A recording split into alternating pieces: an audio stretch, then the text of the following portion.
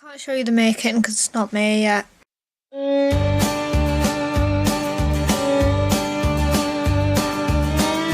Guys, it's Queen Crown here and I'm leaving for work in a minute, but last night I finished Scarlet.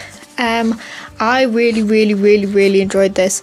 I had to get up this morning and I don't like staying up when I had to get up, but I stayed up to finish this book because it was really good. It just got so much better, even though some bits were a little bit predictable. I just really liked it. The writing's just really good. Again, it's a little bit YA in some places, too romance heavy for me in some places, but apart from that, I really enjoyed it. Gave it 5 stars. Which means the next book I will be reading is The Fandom by Anna Day. This is an uncorrected proof copy, so maybe my views of it will not be exactly correct because it is an uncorrected proof. This is my book club book for the month. I can finally show you the makings. I am about to go to Cambridge. I have a very long coach journey ahead of me and my plan is mostly to read. The coach journey is 8 hours long-ish, a little bit over that. So I thought I'd show you the books that I'm planning on bringing. Fandom by Anna Day, because that is what I'm currently reading. As I told you before, I'm about 60 pages in. So far it seems young for me. I'm not enjoying it. It just seems like it's aimed at a younger audience. I love Harry Potter, I always have, but I went through a phase where I was really obsessed with it. I feel like I would have appreciated this book more then. Cell 7 by Kerry Jory, who is coming to Bibliocon, which is the event that I'm running. So I thought I need to read her book. This is also signed. There we go, where I met her at NETBA, as it says there, which is the North East Teenage Book Awards. Yeah, she seemed really nice. I'm also bringing, this is in my suitcase though, because I don't want to carry 3 books in my bag, is Siege and Storm by Leigh Bardugo, the second book in the Grishaverse. I'm not sure what this series is called. Oh, it just says the Grisha book 2, so it's the second book in the Grisha series.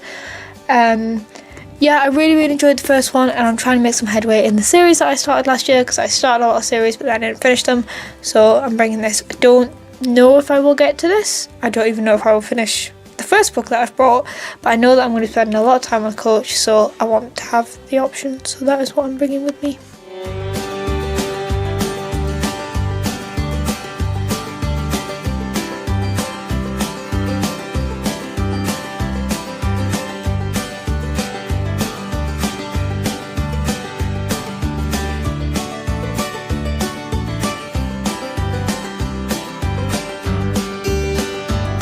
Finished The Fandom yesterday by Anna Day.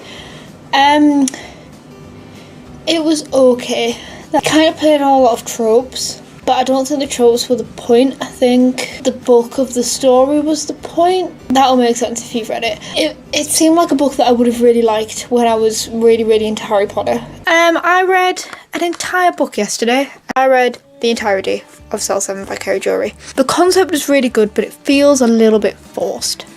There was, you know how in some dystopian books it's like rather subtle that like what the government is doing, but in this it's like really obvious that what the government is doing is a bad thing, and they make it really obvious and they keep introducing new things to make it worse. Like it's not like in other things where it's a gradual build up where little things sneak through until all of a sudden this awful thing's going on, like a sort of frog turning up the heat kind of thing.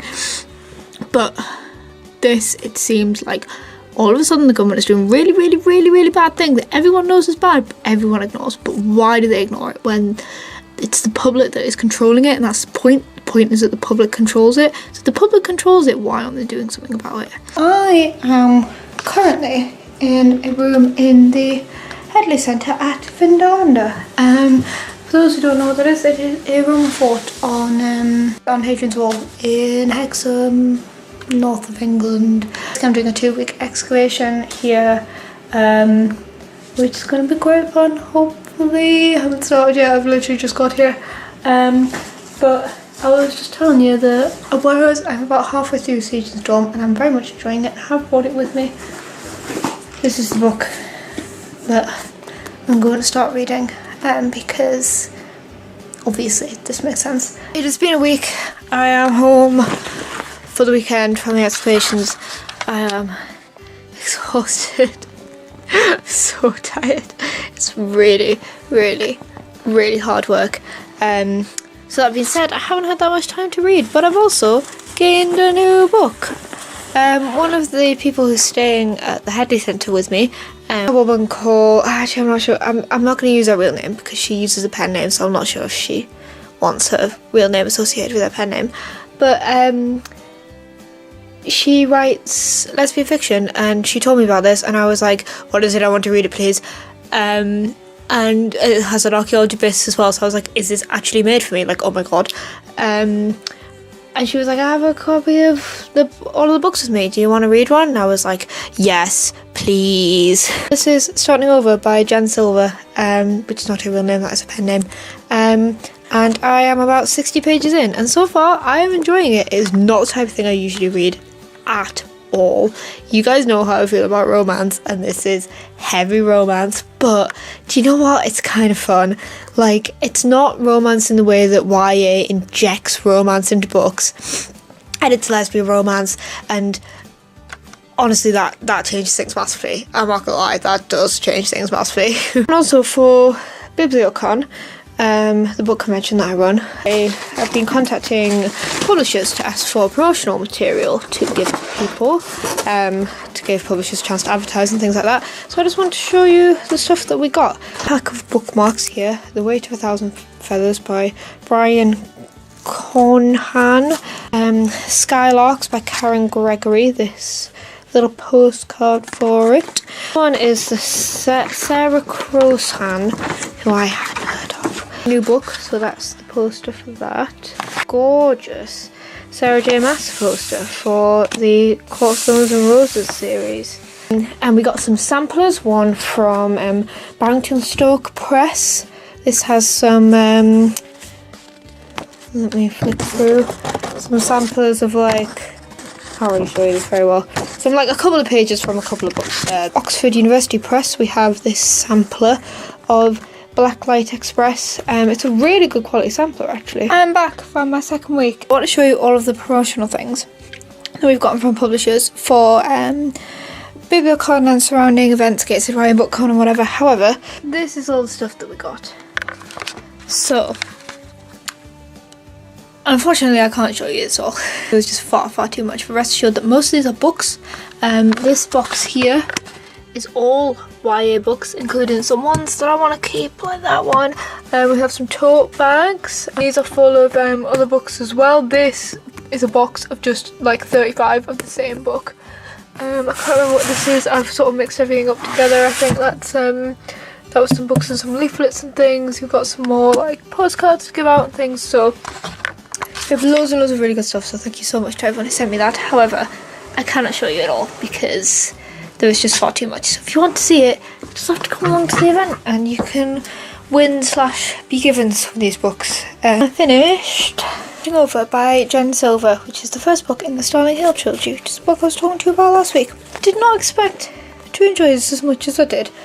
Yeah, it's not fully my kind of thing, just because I'm not that into like romance stuff, but the fact that it was gay romance and archaeology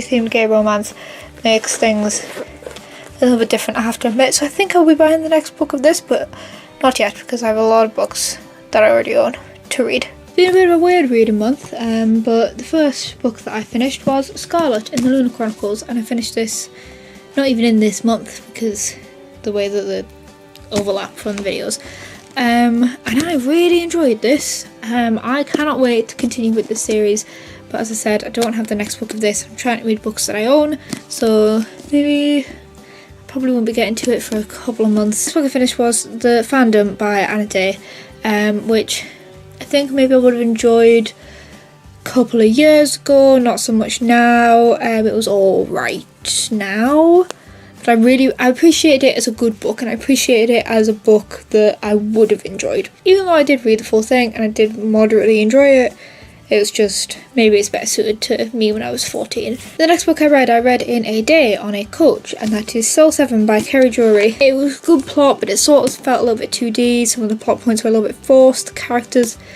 while diverse and they all had distinct personalities, were very much, they didn't feel like real people.